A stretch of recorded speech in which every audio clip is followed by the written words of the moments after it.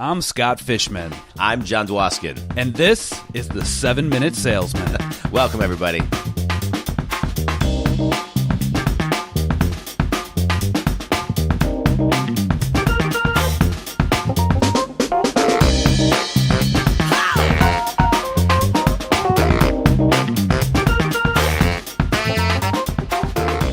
Good morning, John. Good morning, Scott. How are you? I'm doing great today. And it is morning. We did it right. I know. It is. It is still morning. Folks probably don't realize how often we're saying good morning, good afternoon, and then starting over. Right. Well, it is a good morning. The sun is out. The snow is melting. And it's actually a nice day here in Detroit. Yeah, no doubt. I'm ready to emerge from my cocoon. Yeah, I know. Me too. We got a good episode today, and I'm going to encourage everybody to really listen closely and grab a pen and paper or your notebook on your iPhone. So start us off, Fish.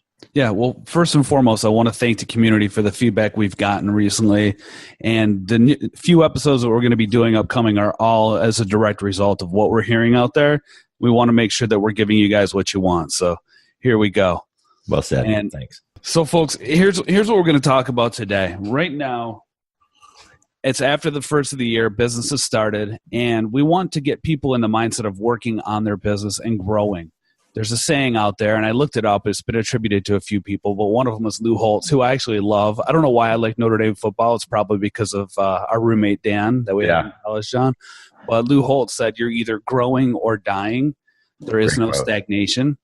And I think that's so true. If you're just going through the motions and doing what you've always done, you're not going to be growing, and you need to constantly be bettering your business, or else you're going to die out there.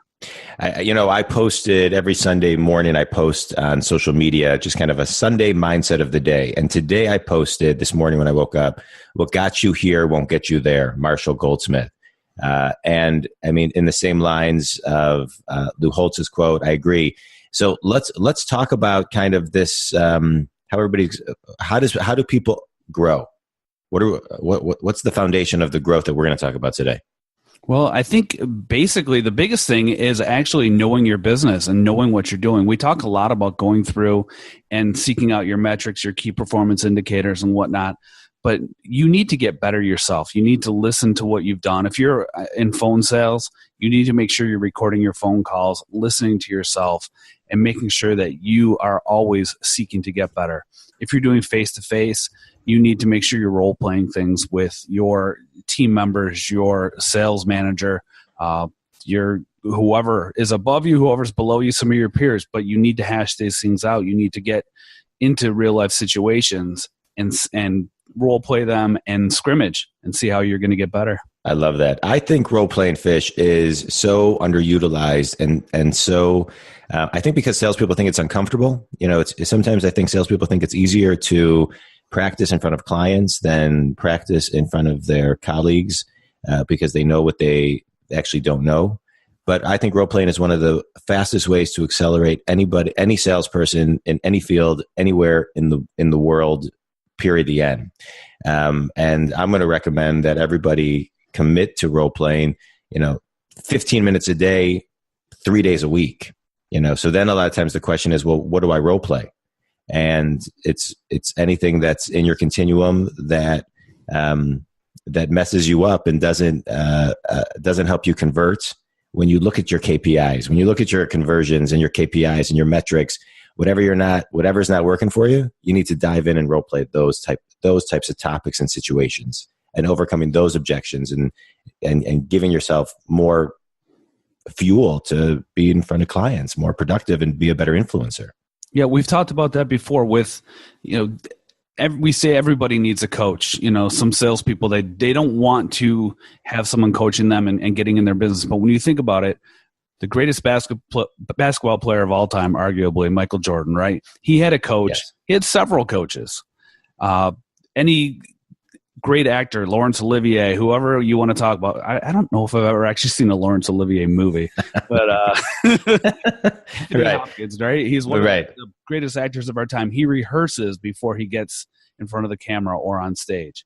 You have to practice. Perfect practice makes perfect play. Is that what it was? Yeah, but what you're talking about is spot on, because it is in investing in yourself and personal development, and that's something that I don't know if you see it, Fish, but I see it all the time. That salespeople will invest in themselves if the company will invest in them, but a lot of times they're not really focused on a personal development business plan and what that means for their own personal growth. So I love how you talk about coaching, because I agree. I mean, there isn't a sports team out there in the world that doesn't have coaches and playbooks, et cetera.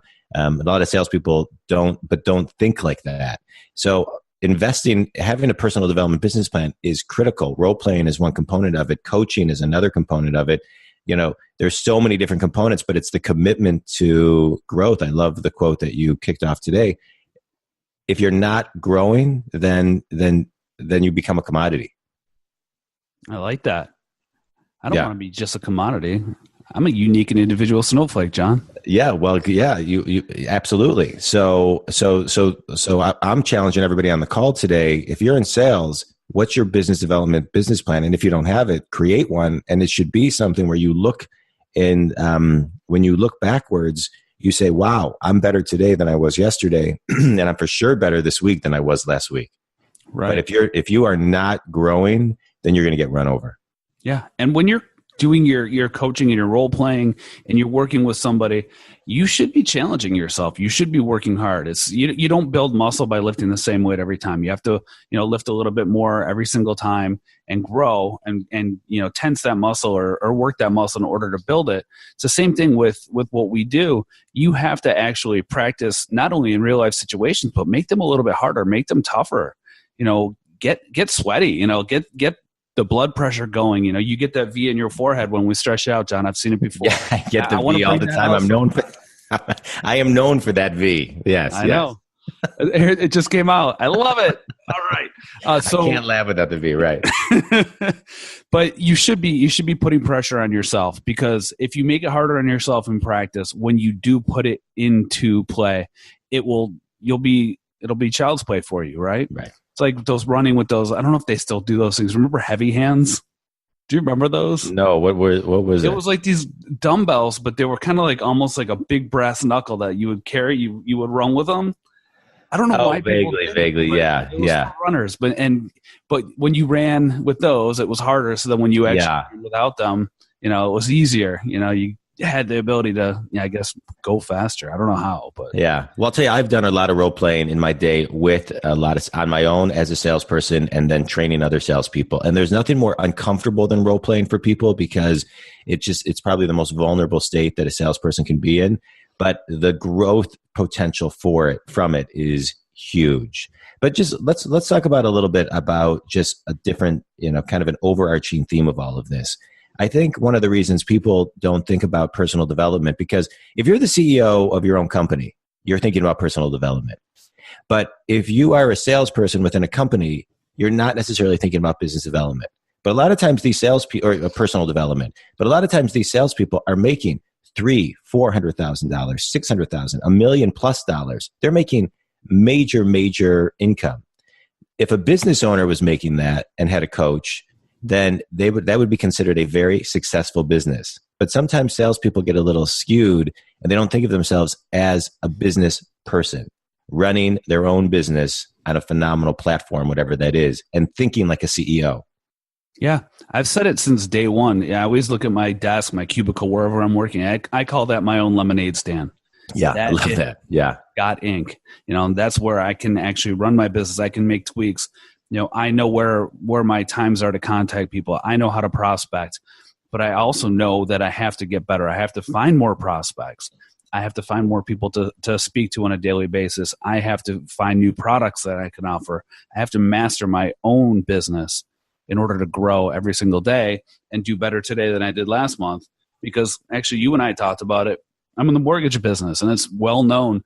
Interest rates have gone up. So my business is changing. So I have to possibly work a little bit harder in order to do the same thing I did last month and the month before. So I've got to continue to grow in order to make my business grow. So I've got to really turbocharge it. I've got to boost it quite a bit in order to make my business get, exponentially larger. Right. Right. And the fastest way to accelerate that is to say, okay, these are some of the common objections that are going to come up with someone you know is going to challenge you in a deep way. So you're practicing those objections before your client actually and prospect actually ask you. Yes. Right. Agreed. My father-in-law always, we were in New York a year ago with my father-in-law, and he said to my kids, he said, we had just walked by Carnegie Hall in New York. And so he said, hey, kids, do you know how to get to Carnegie Hall? Do you know what the answer is, Fish? Practice. Yeah. Practice, practice, practice. So I guess I never heard that, oddly enough, or if I had, I never really paid attention to it. But, that's the old saying, like, how do you get to Carnegie Hall? Practice, practice, practice. Because it's hard to get there, but you got to practice before you get on the stage. And so my kids and I always laugh about it. And my father-in-law now always says it to my kids, his grandkids. But you got to practice. You got to practice in order to succeed in life. Yeah, absolutely. We have to continue to build that muscle. You can't just rely on what you did yesterday. Like you said, what got you here is going to get you there. Right. And what you said, I love what you said, is creating your own lemonade stand. And I love that whole thought process, because when you're a kid and you have a lemonade stand, I mean, you are in the zone of making money. Yeah. And thinking of it like as an adult lemonade stand, I think if everybody who's listening, if you sit in an office or at home, have a cubicle, whatever it is, if you kind of visualize yourself as a kid and you're putting up a sign for your adult lemonade stand, I think that I love that. That's going to infuse a lot more hustle. Yeah. As a kid, you're trying to get the pennies. I mean, you're like, give me a nickel. You get a quarter when you're a lemonade stand. It is like you have hit the jackpot. I got a true story that we have a neighborhood garage sale once a year. And a couple years ago I did it. And, I was sort of running out of things to sell. People were buying my stuff. And I was so in the fervor. I was like running back in the house. What else can I sell? I'm trying to figure out like other things that I can literally, because at a garage sale, you're giving stuff away. You're losing money every time. But I'm like running back and forth in the house. Like, I can sell this. I can sell this. What else can I get rid of? Right. It was just, I had that fever. I was having so much fun. That's awesome. I had a garage. We did a garage sale here. We have a community-wide one as well in Huntington Woods. And years ago, we had so much stuff. We cleaned out our whole basement. We gave everything. And we were at dinner, and I was talking to AC, one of our buddies, and I said, I think I'm going to make like $15,000 at my garage sale. I mean, the stuff I'm selling is like never been used or this. It's like, dude, if you make more than like $750, I don't think you've ever done a garage sale. You don't understand like the people that come out.